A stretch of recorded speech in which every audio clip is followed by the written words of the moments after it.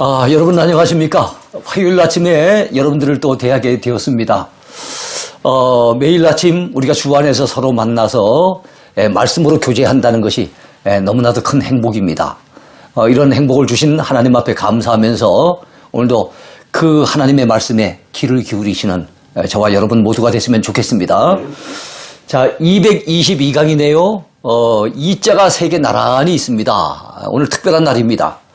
자, 망원경으로 보는 고린도후서 6번째 시간인데요. 오늘 다루게 될 주제는요, 즐거움으로 헌금을 드리는 비결. 이 제목이 우리의 관심을 끌게 됩니다. 왜냐하면 많은 분들이 헌금을 부담스럽게 여기지 즐거움으로 드리지는 못하거든요. 그리고 이 헌금 때문에 어떤 경우는 마음에 상처를 입거나 또 시험에 드는 경우도 있지 않습니까?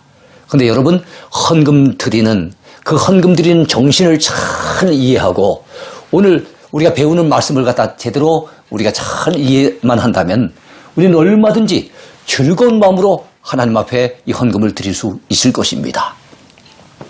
자, 고린도후서 펼쳐보기 가운데 5번째 주제입니다. 연보를 드리는 바른 정신. 연보는 헌금의 또 다른 말인데요. 그것을 드리는 바른 정신을 오늘 공부하려고 합니다. 고린도후서 8, 9장은 보통 연보장이라고 하는 별명이 붙어있는 그런 성경이에요. 연보장. 자, 고린도후서 8장 2절에 풍성한 연보, 8장 20절에 거액의 연보, 9장 5절에 약속한 연보, 그리고 참 연보 등이 언급되는 것을 보면은 연보라고 하는 말이 많이 등장하는 것을 알 수 있잖아요. 여러분, 바로 이것이 곧 헌금을 말하는 겁니다. 여러분, 연보와 헌금은 같은 말이에요. 그렇다면 왜 헌금이라 하고 왜 연보라고 할까요? 하나님께 바친다는 측면에서는 바칠 헌자를 써서 하나님께 바쳐지는 물질이기 때문에 헌금이라고 얘기를 합니다. 근데 여러분, 그 헌금은 우리 하나님이 어디 필요해서 쓰시는 것 아니잖아요. 바쳐진 헌금은 주로 선교사님들을 돕고 어려운 이웃들을 돕고 뭔가 돕는 데 주로 많이 사용된단 말이죠.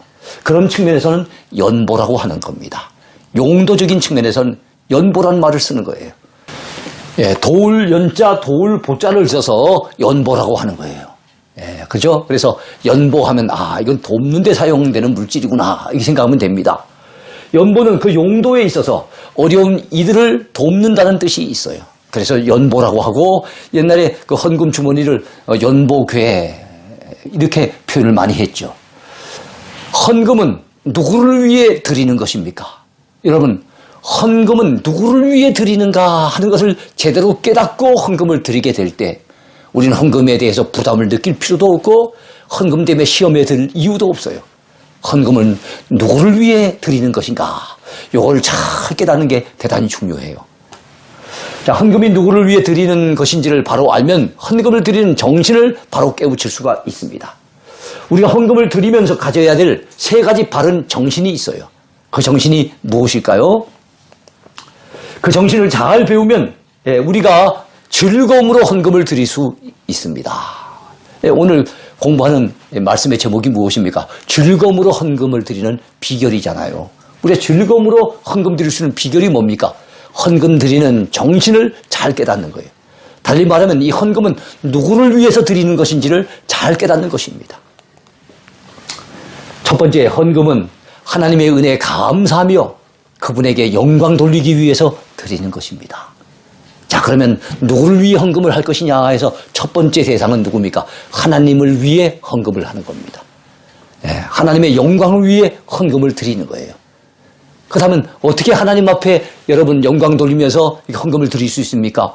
하나님 앞에 받은 은혜를 깨닫게 되면 참 하나님 앞에 받은 은혜가 너무 크다는 걸 깨닫고 지금까지 지내온 것이, 지금까지 살아온 것이 하나님의 순전한 은혜인 것을 깨닫게 되는 사람은 감사하지 않을 수 없고 그 감사하는 그 동기에서 바로 하나님 앞에 헌금을 기꺼이 드리게 되는 것입니다. 하나님의 은혜에 감사하기 위해 헌금을 드린다는 것은 달리 말하면 동기상의 이유예요. 어떤 동기에서 내가 하나님 앞에 이 헌금을 드리는가? 하나님의 은혜에 감사하는 동기로 드리는 겁니다. 우리가 하나님의 은혜에 감사하는 동기에서 헌금을 바친다는 것 잊어버리지 마세요.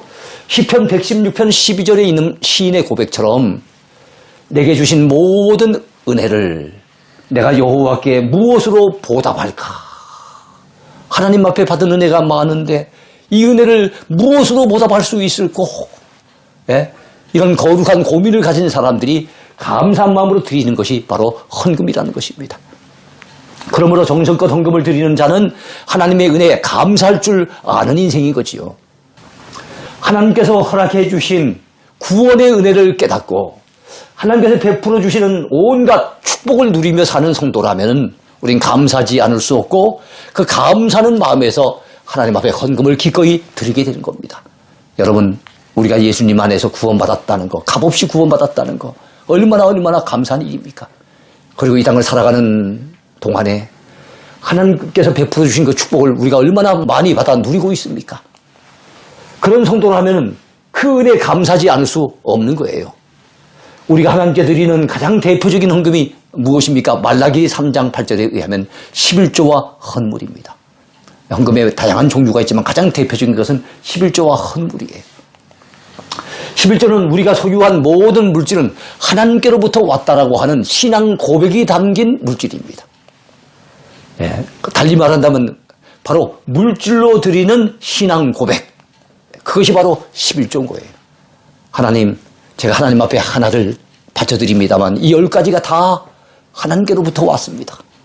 하나님의 은혜로 제게 이 귀한 것들을 10가지 주셨습니다. 그 가운데 한 가지를 구별하여 하나님 앞에 드립니다. 여러분, 마음의 신앙 고백을 담아드리는 물질이 바로 11조인 거예요. 자, 그러므로 진정한 믿음을 가진 사람은요, 11조를 드리지 않을 수 없는 겁니다. 이 11조는 믿음의 조상 아브라함 때부터, 우리가 존경하는 믿음의 조상 아브라함 때부터 처음 시작이 됐어요. 그리고 모세 율법을 통해서도 하나님께서 강하게 명하신 것입니다. 그것이 바로 11조예요.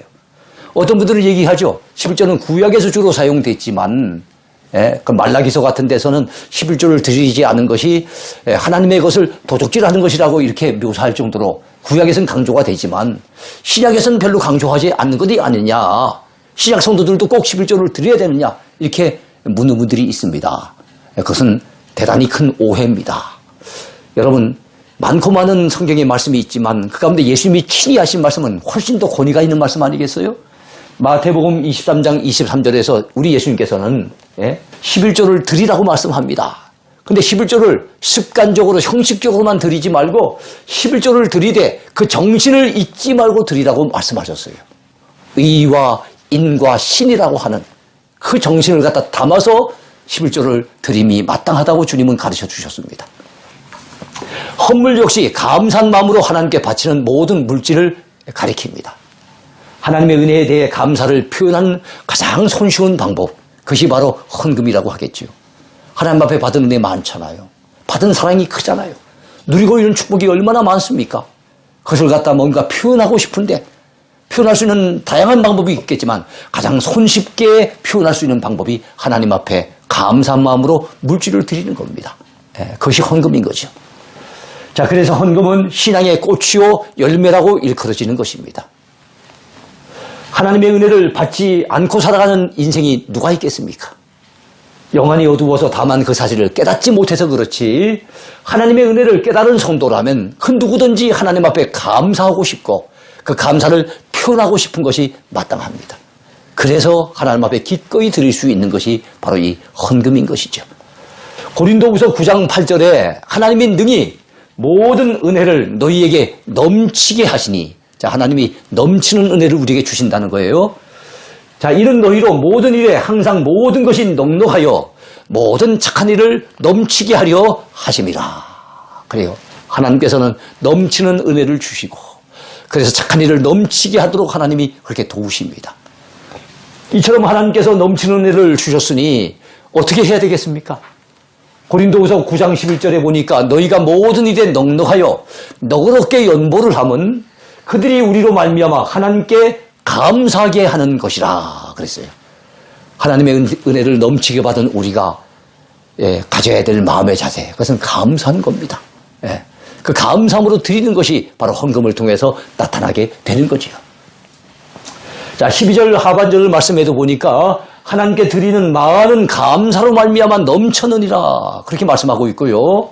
15절에도 보니까 말할 수 없는 그의 은사로 말미암아 하나님께 감사하노라 그랬어요. 말할 수 없는 하나님의 은혜, 말할 수 없는 하나님의 그 은사, 그걸 받은 사람은 하나님께 감사하지 않을 수 없는 거예요. 그리고 거듭 말씀드리거니와 감사를 표현하는 가장 손쉬운 방법 중에 하나가 바로 하나님 앞에 헌금을 드리는 것입니다. 우리를 향한 하나님의 은혜가 넘치는 것처럼 하나님을 향한 우리의 감사도 넘쳐야 될 줄로 믿으시기 바랍니다. 우리가 하나님께 헌금을 올려드려도 하나님께서는 그거 무슨 필요한 데가 있어서 하나님이 어디 쓰시려고 헌금을 내라고 하시지 않지 않습니까? 그 대신 하나님께서는 그 헌금을 어디다 쓰시는 것이 아니라 헌금을 정성껏 감사한 마음으로 드리는 그 마음과 정성, 이것을 하나님이 기쁘게 받으신다는 거예요. 그러면서 하나님이 영광을 우리를 통해서 받으신다는 것 아니겠습니까? 그래서 우리가 감사함으로 하나님 앞에 물질을 들여서 헌금을 하면은 우리 하나님이 우리 감사하는 그 정성을 받으시고 기뻐하시며 영광을 거두신다는 것 꼭 기억하시기 바랍니다.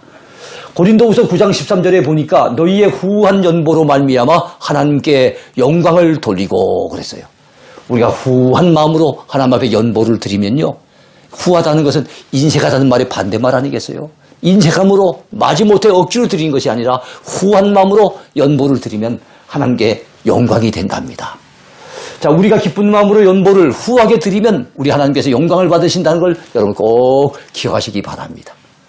그러므로 우리는 후한 연보를 통하여 하나님께 영광을 돌려야 할 줄로 분명히 믿습니다. 우리가 감사하는 마음으로 드리는 이 헌금이 하나님께 영광이 되어진다면 여러분 기왕 드릴 바에야 힘이 닿는 한 인색함이 없이 우리는 정말 풍성한 연보를 하나님께 드려야 될 줄로 분명히 믿습니다. 여러분 그래서 고린도후서 9장 7절 말씀해 보니까 이렇게 말씀하고 있어요. 각각 그 마음에 정한 대로 할 것이요 인색함으로나 억지로 하지 말지니. 그래요. 헌금을 인색함으로 하지 말래요. 억지로 하지 말랍니다. 하나님은 즐겨내는 자를 사랑하시느니라. 그렇게 말씀하고 있습니다. 자, 우리를 향한 하나님의 은혜가 넘치는 것처럼 하나님을 향한 우리의 감사의 예물도 넘쳐야 될 줄로 분명히 믿습니다. 물론 가진 것이 없어서 물질을 드리지 못한 분들도 있을 거예요. 그래서 마음만 드리는 분들도 있을 겁니다. 여러분 그래요. 마음만이라도 드리세요. 가진 물질이 없다면은 참 아무것도 드릴 만한 것이 없어서 안타깝다면은 헌금 대신 하나님을 향한 감사하는 마음, 그 마음이라도 드리십시오. 그러면 하나님께서 그 마음을 기쁘게 받으실 줄로 분명히 믿습니다. 자, 미국에서 있었던 일인데요. 주일학교 어린이 예배 때 헌금을 드리는 시간에 있었던 일입니다. 한 아이가 헌금을 드리지 아니하고 대신 열심히 기도를 하고 있는 거예요. 열심히 기도를 하고 있습니다. 자, 선생님이 물끄러미 바라봅니다. 그리고 난 다음에 예배 후에 불러서 물었지요. 얘야, 네 헌금 시간에 기도를 하고 있던데 무슨 기도를 했느냐, 그렇게 물었습니다.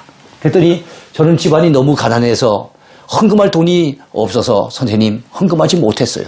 대신에 저의 이 몸을 하나님께 바치겠다고 간절히 기도했습니다.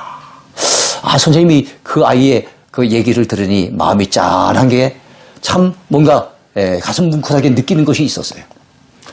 그래서 그 소년의 딱 한 얘기를 들은 후에 선생님은 10달러짜리 지폐를 건네면서 이 돈을 1달러짜리로 바꿔라. 다음 주부터 매주 1달러씩 헌금을 해라. 그렇게 일러주었습니다. 자, 그런데 한두 주간 헌금을 하던 소년이 얼마 지나더니 헌금 시간에 헌금을 하지 아니하고 또다시 기도를 하고 있는 거예요. 선생님이 생각해 봤을 땐 아직도 헌금할 돈이 남아있을 텐데 이상하다 싶어서 예배 후에 자초지종을 물어봤습니다. 그랬더니 이 소년이 이렇게 말을 합니다. 선생님, 잔돈을 받고 놓으니까 자꾸 그 돈으로 과자를 사 먹고 싶은 마음이 생겨서 안 되겠더라고요. 우리 집에서 교회까지 오는 동안에 구멍가게가 너무너무 많아요. 그래서 지난 주일 안 되겠다 싶어서 한꺼번에 하나님 앞에 몽땅 헌금을 했습니다. 그게 이야기를 하는 겁니다. 아, 선생님이 많은 감동을 받았지요. 자, 그 소년이 자랐습니다. 세월이 흘러서 27살의 청년이 되었습니다. 그는 배를 타고 미국을 떠나 태평양 건너에 미지의 땅에 발을 내디딥니다. 그가 바로 누굽니까? 1885년 4월 5일 부활절에 한국 장로교 최초의 선교사로 재물포항에 발을 내디뎠던 그 유명한 언더우드 선교사님이에요. 언더우드 선교사님. 참 어린 시절에 가난해서 헌금 드릴 돈이 없었지만 이 몸을 주님을 위해서 바치겠다고 그렇게 기도했던 이 청년이 그 기도가 헛것이 아니었어요.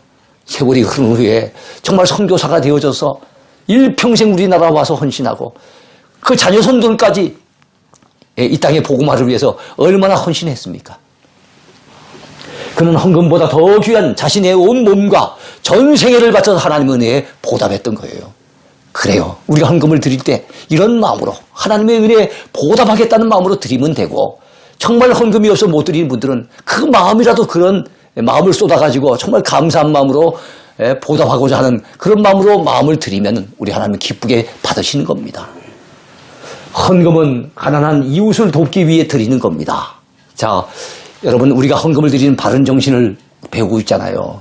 그 가운데 누구를 위하여 헌금을 드리느냐 했을 때 첫 번째는 하나님을 위해서, 그분의 영광을 위해서 헌금을 드린다 그랬어요. 두 번째는 가난한 이웃을 돕기 위해서 헌금을 드리는 겁니다.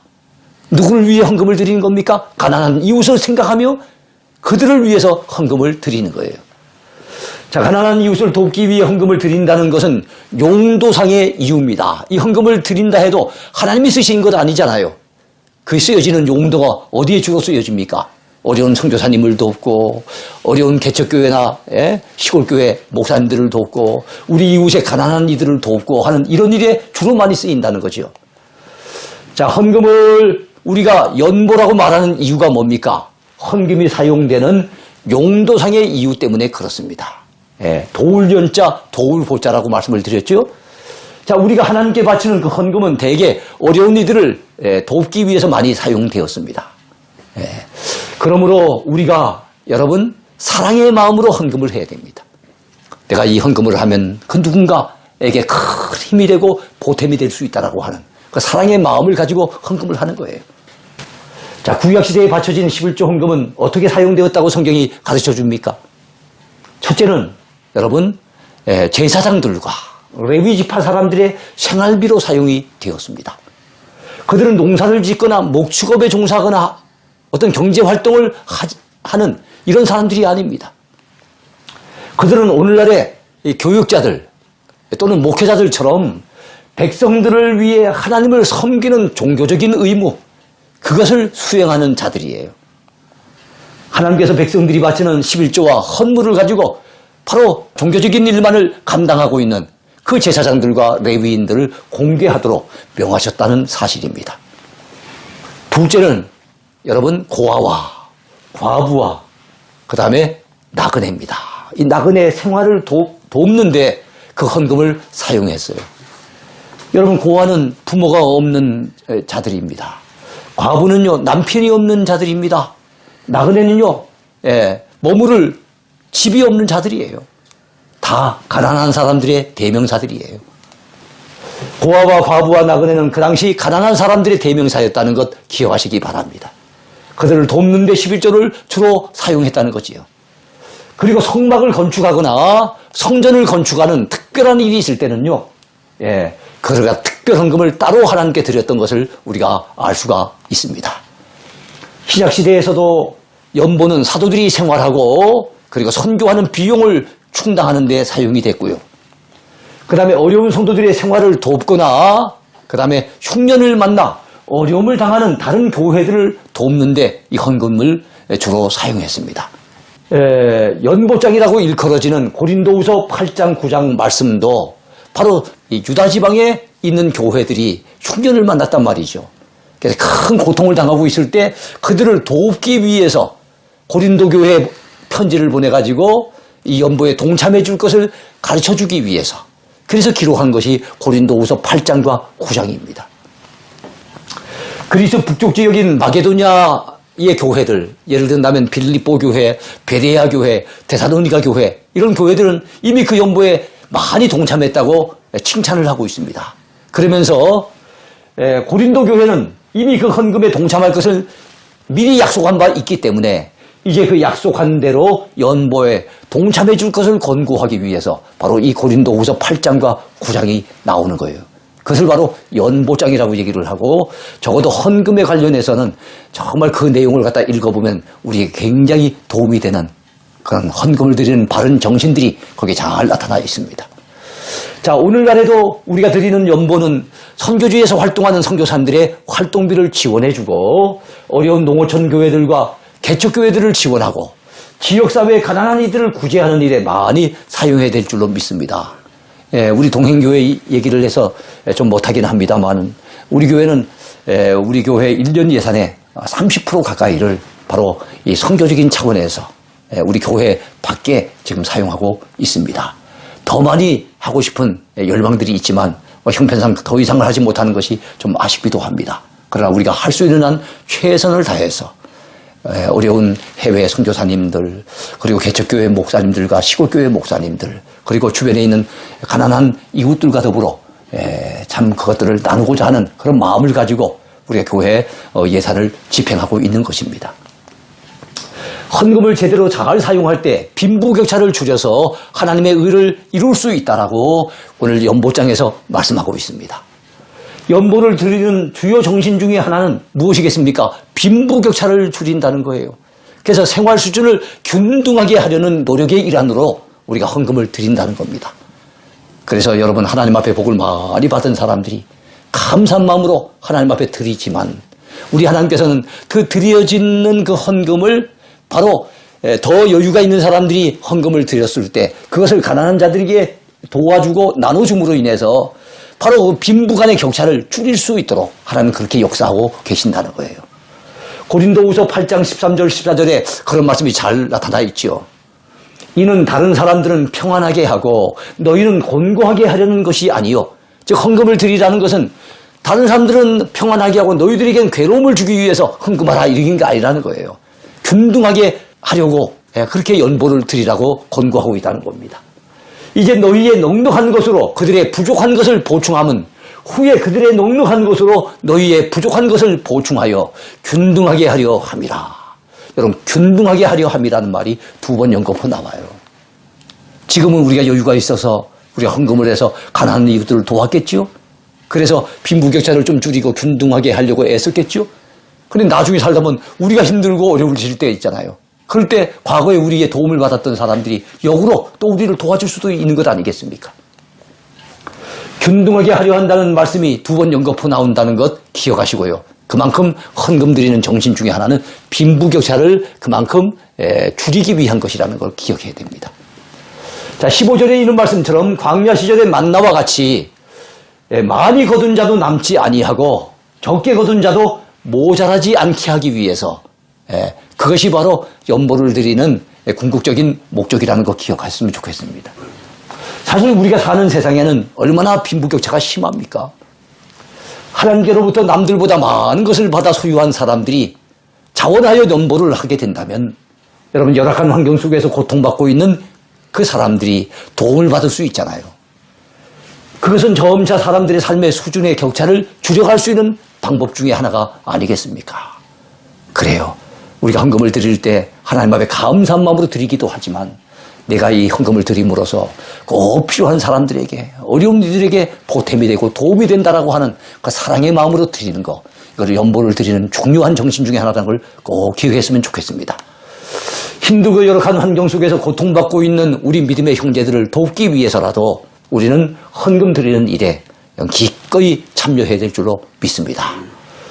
자, 2018년 8월에 우리 교회가 정성을 모아서요, 아프리카 케냐와 우간다의 5지역에 예배당 5개 절을 세웠어요. 그리고 우물을 파면은 선교하는 데 굉장히 도움이 된다 그러더라고요.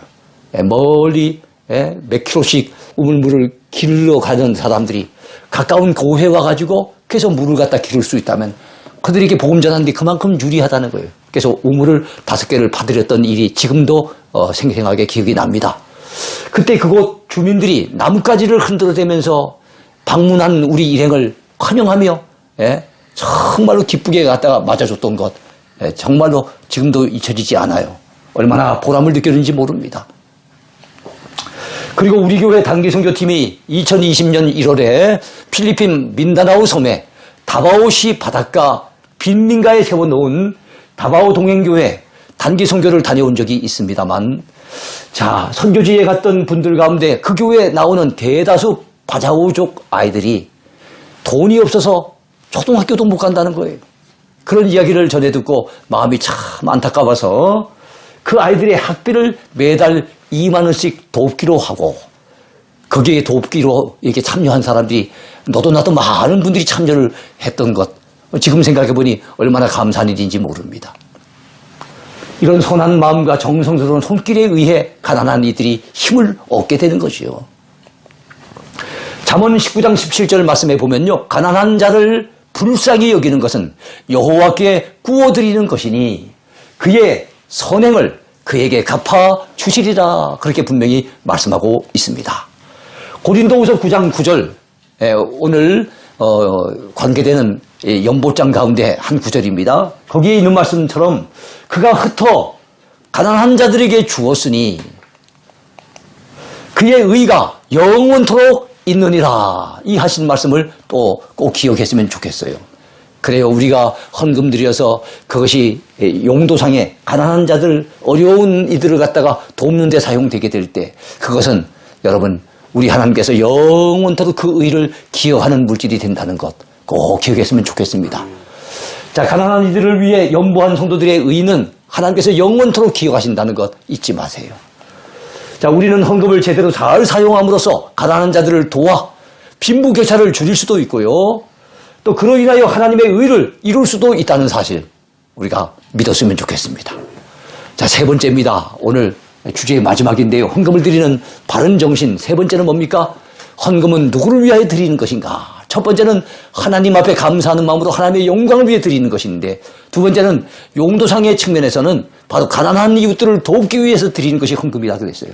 이번에는 헌금은 우리 자신이 복을 받기 위해 드리는 거예요. 원래 그런 마음으로 헌금을 한 것은 아니었어요. 그런데 결과적으로는 그렇게 된다는 겁니다.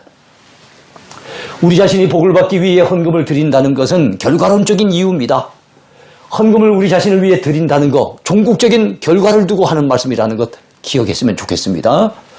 자, 우리가 하나님께 드리는 헌금, 하나님의 영광을 위한 선한 일들과 가난한 이웃들을 돕기 위해 사용되는 이 연보는 결국 하나님께서 주시는 복이 되어 우리에게 돌아옵니다. 여러분, 심는 대로 거두게 하시는 하나님, 하나님께서 결국엔 대갚아 주시는 거예요. 그러므로 우리는 헌금을 드리되 믿음으로 드려야 되겠습니다. 믿음으로. 헌금을 드리되 정성을 다하여 최선의 것으로 드려야 될 줄로 믿습니다. 헌금을 드리되 자원하는 마음으로 기꺼이 헌금을 드리는 것이 옳습니다. 많이 심으면 많이 돌아올 것이고 적게 심으면 적게 돌아온다는 것, 오늘 우리는 이 연보장을 통해서 또한 배우게 됩니다. 하나님께서는 심는 대로 거두게 하십니다. 그래서 사도 바울도 고린도후서 9장 6절에서 이렇게 우리에게 전해줍니다. 이것이 곧 적게 심는 자는 적게 거두고 많이 심는 자는 많이 거둔다 하는 말이로다. 이것이 연보, 이 헌금과 관련된 구절입니다. 적게 심는 자 적게 거두고 많이 심는 자 많이 거둔다는 거예요. 하나님 앞에 감사하는 마음으로 그분의 영광을 위해서 많이 심고, 또 어려운 이웃들을 돕고자 하는 그 사랑의 마음으로 많이 심었을 때, 여러분 결국에는 우리에게 복이 되어 돌아오는데 많은 복이 되어 돌아온다는 것, 여러분 꼭 기억하셨으면 좋겠습니다. 하나님 앞에 정성을 다해 아낌없이 헌금할 수 있으려면 우리에게는 믿음이 필요합니다. 하나님이 살아계신다는 믿음, 그분이 우리의 정성을 기꺼이 받으시고 기억하신다는 믿음, 심는 대로 거두게 하시는 하나님께서 반드시 우리의 정성을 갚아주신다는 믿음, 그런 믿음이 있을 때 우리는 정말로 기쁜 마음으로 즐거운 마음으로 헌금을 할 수가 있는 거지요. 여러분, 그런 믿음을 가진 사람이라면 하나님 앞에 물질 드리는 일을 절대로 인색하게 하지 않을 것입니다. 하나님께서 주시는 상은 첫째는 이 땅에서 우리가 받아 누리게 되는 복을 가리킵니다. 둘째는요, 언젠가 천국에 가서 받게 될 칭찬과 상급, 상급을 의미합니다. 심는 대로 거두게 하시는 우리 하나님은 하나님의 자녀들이 복을 받아 누리기를 원하신다는 것, 이것도 꼭 기억했으면 좋겠습니다. 심는 대로 거두게 하시는 것은 하나님께서 정하신 만고불변의 법칙이에요. 심는 일에 3대 원리가 있습니다. 첫 번째는요, 심는 대로 거둔다는 겁니다. 둘째는요, 심는 만큼 거둔다는 겁니다. 세 번째는 심는 이가 거둔다는 겁니다. 심는 대로 거둔다는 것은 자기 육신을 위해서 만약에 심는다고 한다면 육신으로부터 썩어질 것을 거두지만 성령의 감동을 따라 심게 되어진다면 성령으로부터 영생을 거둔대요. 심는 만큼 거둔다는 것은 많이 심는 자 많이 거두고 적게 심는 자 적게 거둔다는 겁니다. 심는 이가 거둔다는 것은 김 집사님이 헌금했는데 이 집사님이 복을 받고 박 집사님이 주를 위해 헌신했는데 최 집사님이 대신 복을 받고 이런 일이 없다는 겁니다. 자, 이 원리는 틀림없이 그대로 이루어진다는 것 꼭 기억했으면 좋겠습니다. 여러분, 하나님 우리 아버지께서는 사랑하는 자녀들이 하나님 앞에 복을 받아 부유한 삶을 사는 것을 원하세요. 그래서 고린도후서 8장 9절에서도 사도 바울의 입술을 통해서 우리에게 이렇게 전해줍니다.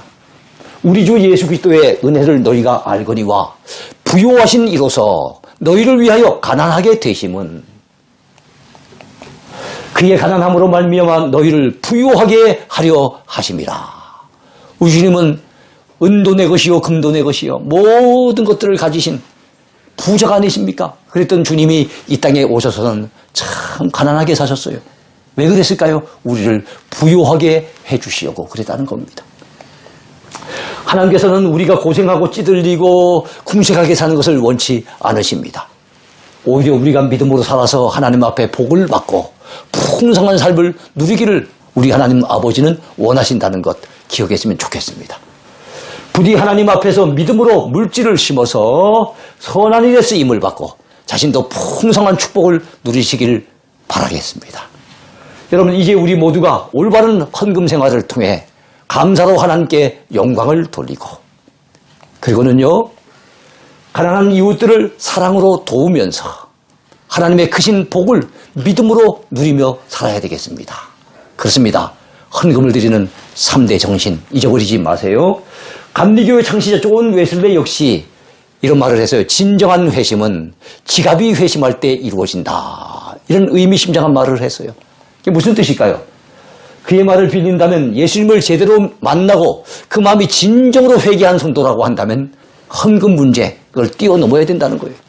이것 때문에 부담스러워하고 이것 때문에 마음에 상처를 입고 이것 때문에 시험에 들고 해서는 안 된다는 겁니다.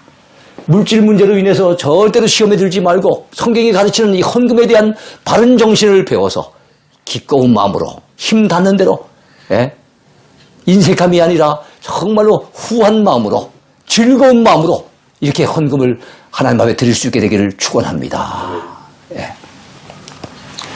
그래요. 오늘 연보를 드리는 바른 정신 3가지 살펴보았습니다. 헌금은 누구를 위하여 드리는 것인가? 하나님을 위해 드리고 가난한 이웃들을 돕기 위해 드리고 결국엔 우리 자신을 위해서 드리는 것이 된다는 것을 오늘 살펴보았어요.